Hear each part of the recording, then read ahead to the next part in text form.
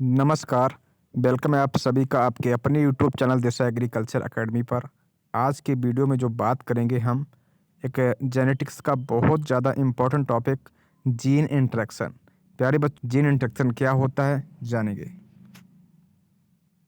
अगर हम इसके परिभाषा के रूप में बात करें तो किसी जीव के किसी लक्षण के विकास में, मान लीजिएगा कोई भी जीव है, उसके किसी भी लक्षण के विकास में जब दो या दो से अधिक जीन एक दूसरे के प्रदर्शन को कई प्रकार से प्रभावित करते हैं तो इस प्रक्रिया को क्या बोलते हैं?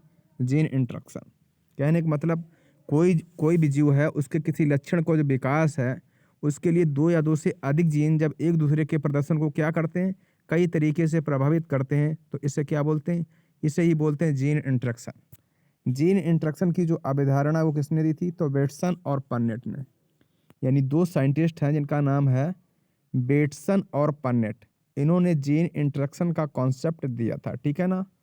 तो जीन इंटरेक्शन क्या होता है? किसी भी जीव के किसी लक्षण के विकास में जब दो या दो से अधिक जीन एक दूसरे के प्रदर्शन को जो है कई प्रकार से प्रभावित करते हैं तो इस प्रक्रिया या इस प्रोसेस को ही क्या बोलते हैं? Gene interaction. जीन इंटरेक्शन का जो कंसेप्ट है वो दिया था बेटसन और पन्नेट ने।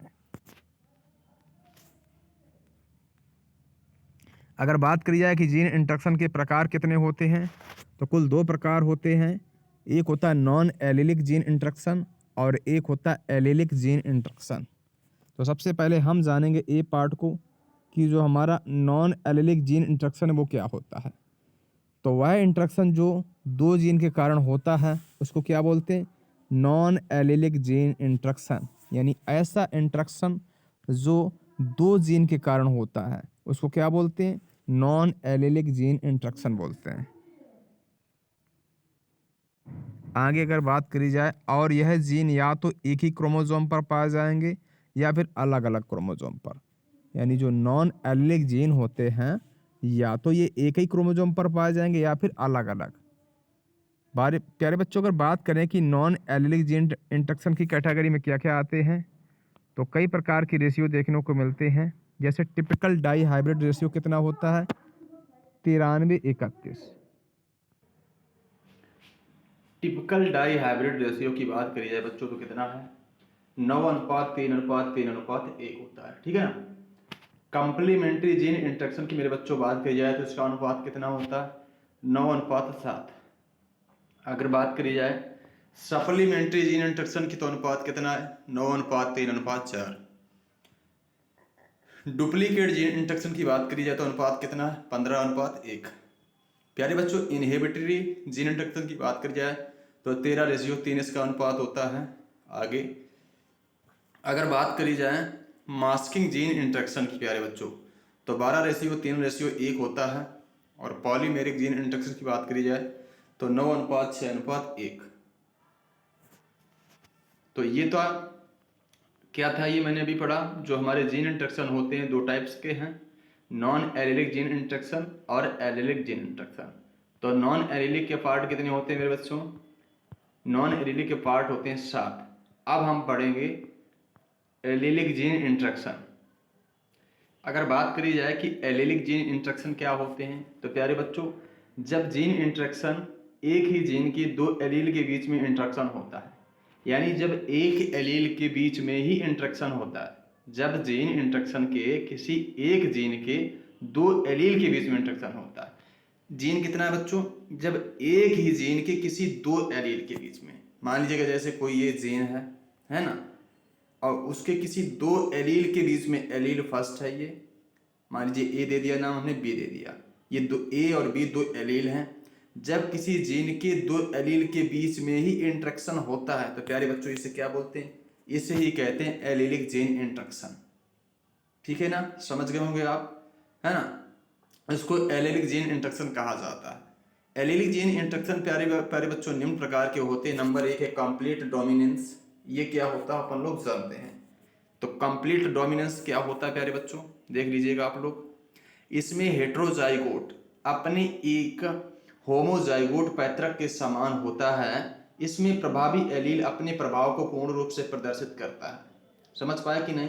क्या मतलब है ये कंप्लीट डोमिनेंस? मतलब पूर्ण प्रभाविता की बात करी जाए बच्चों, जैसे ये दो पेरेंट्स हैं, एक है कैपिटल आर, एक है स्मॉल आर। मान लीजिएगा कैपिटल आर का रंग कैसा है, रेड है, और स्मॉल आर का रंग कैसा है, व्हाइट है। लेकिन जो F1 पीढ़ी प्राप्त हुई वो कैसी प्राप्त हुई, कैपिटल आर और स्मॉल आर। मतलब जो कैपिटल आर है वो स्मॉल आर पर क्या है, प्रभावी है। यानी जो F1 पीढ़ी होगी उसमें का रंग भी कैसा होगा, रेड होगा। समझ गए कि नहीं, जो F1 पीढ़ी है उसका रंग कैसा होगा, रेड होगा। क्यों, क्योंकि कैपिटल आर क्या है, वो स्मॉल आर पर प्रभावी है। ठीक है ना, तो इसको बोलते हैं कंप्लीट डोमिनेंस। अब हम जानेंगे इनकम्प्लीट डोमिनेंस क्या होते हैं। कभी कभी हेट्रोजाइगोट में जो फिनोटाइप प्रदर्शित करता है, क्या समझे आप, कभी कभी हेट्रोजाइगोट में जो फिनोटाइप प्रदर्शित करता है उसकी प्रकारता उसके पैतृक से कम होती है जो प्रभावी होता है। अतः हेट्रोजाइगोट का फिनोटाइप दो पैतृकों के मध्य का होता है। यहाँ पे आप लोग देख लीजिए, क्रॉस करा के आप लोग देख लीजिएगा क्या होता है, कैपिटल ए है इंटू स्मॉल ए, इसका रंग है व्हाइट, इसका रंग है रेड। यव्यन पीढ़ी प्राप्त हुई तो कोई किसी पर प्रभावित नहीं है, एक नया रंग आ गया जिसका नाम है क्या, पिंक। तो ये हमारा था इनकम्प्लीट डोमिनेंस। आपसे अलग तरीके से भी क्वेश्चन पूछा जा सकता है कि कंप्लीट डोमिनेंस क्या है और इनकम्प्लीट डोमिनेंस क्या होते हैं।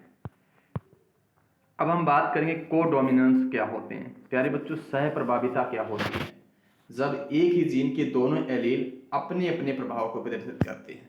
मान लीजिएगा ये कोई हमारा जीन है ना, इसके ये दो एलील हैं ए और बी, और ये दोनों एलील बच्चों क्या है, अपने अपने प्रभाव को अलग तरीके से प्रदर्शित करें, अलग तरीके से अपने प्रभाव को शो करें। तो इस कंडीशंस को क्या बोलते हैं, को डोमिनेंस यानी सह प्रभाविता इसको बोलते हैं। ठीक है ना, इससे क्या बोलेंगे, सह प्रभाविता। और इसका एग्जाम्पल बेस्ट होता है जैसे मनुष्य में रक्त समूह होते हैं, वो अपने अपने प्रभाव को अलग तरीके से प्रदर्शित करते हैं, उसको बोलते हैं सह प्रभाविता। आगे देखेंगे अपन लोग। प्यारे बच्चों, ओवर डोमिनेंस क्या होते हैं, ये भी क्वेश्चन आपसे पूछा जा सकता है कि ओवर डोमिनेंस क्या होते हैं। कभी कभी हेट्रोजाइगोट की प्रगाढ़ता अच्छे पैतृक से भी ज्यादा हो जाती है। जैसे कोई दो अच्छे पेरेंट्स हैं और जो F1 पीढ़ी है जब उसकी परफॉर्मेंस अपने पेरेंट्स से ज़्यादा अच्छी होती है तो इस कंडीशंस को ही क्या बोलते हैं, ओवर डोमिनेंस। कभी कभी हेट्रोजाइगोट की प्रगाढ़ता अच्छे पैतृक से भी ज़्यादा हो जाती है, तब उसको ओवर डोमिनेंस कहा जाता है। जैसे मान लीजिए दो पेरेंट्स हैं, कैपिटल ए, स्मॉल ए, इनकी उत्पादकता कितनी है बच्चों, 10 ग्राम प्रति प्लांट है, और इसकी उत्पादकता कितनी, 5 ग्राम प्रति प्लांट है। लेकिन जो F1 पीढ़ी प्राप्त हुई उसमें एक कैपिटल ए आया, एक स्मॉल ए आया, और उसकी प्रोडक्टिविटी जो है उत्पादकता वो अपने दोनों पैतृक से ज़्यादा है, 12 ग्राम प्रति प्लांट। यानी कैपिटल ए की तो 10 ग्राम थी और उसकी स्मॉल की 5 ग्राम की। यहाँ पर जो F1 पीढ़ी प्राप्त हुई उसकी प्रोडक्टिविटी कितनी है बच्चों, 12 ग्राम प्रति प्लांट। तो जब परफॉर्मेंस F1 पीढ़ी की अपने पेरेंट से अच्छी होती है, ज़्यादा अच्छी होती है, उसको बोलते हैं ओवर डोमिनेंस। ठीक है, चलिए आगे एक नया क्वेश्चन हमारे सामने है इसी क्वेश्चंस का कि पीलियोट्रॉफी क्या होती है। पीलियोट्रॉफी सामान्य तौर पर एक जीन एक लक्षण को नियंत्रित करते हैं। ज़्यादातर अगर बात करी जाए, सामान्य तौर पर एक जीन केवल और केवल एक लक्षण को ही नियंत्रित करता है, किंतु ऐसे भी जीन हैं जो एक से अधिक लक्षणों को प्रभावित करते हैं। ऐसे जीनों को क्या बोलते हैं, पीलियोट्रॉपिक जीन बोलेंगे, और इस कंडीशंस को पीलियोट्रॉफी बोलेंगे। यानी एक नियम की बात करी जाए, सामान्य तौर पर अगर देखा जाए तो एक जीन एक ही लक्षण को रेगुलेट करता है, लेकिन कभी कभी क्या होता है, एक जीन एक से अधिक लक्षणों को प्रभावित करते हैं। ऐसे जीनों को बच्चों क्या बोलते हैं, पीलियोट्रॉपिक जीन। और इस प्रकार की जो दशा यानी जो कंडीशंस होती है उसको बोलते हैं पीलियोट्रॉफी। क्लियर होगा हमारा पॉइंट आपको, बहुत अच्छे बच्चों। एग्जाम्पल स्वरूप अगर बात करी जाए कि पीलियोट्रॉफी किन में देखने को मिलती है ये कंडीशंस, तो सिकल सेल एनीमिया को नियंत्रित करने वाला जीन, चौड़ी खोपड़ी, हृदय का बढ़ना, हार्ट अटैक होना, कमजोर शारीरिक विकास, मानसिक तौर पर कमजोर इत्यादि को भी नियंत्रित करते हैं।